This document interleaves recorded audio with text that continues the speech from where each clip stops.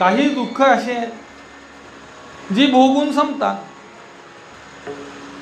काही दुःख असे आहेत जर मानली तर आहेत, नाही तर नाही आहेत. उदाहरणार्थ, मी बुटका आहे, मानलं तर दुःख आहे. मी काळा आहे, मी गोरा आहे, मी म्हातारा आहे, मी तरुण आहे, मानलं तर दुःख. काही दुःख असे जी भोगून संपतात.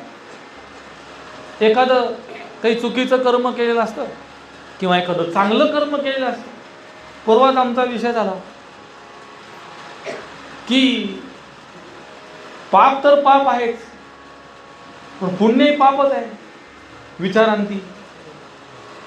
किंबहुना पुण्याची पापरूपता जरा कठीण आहे.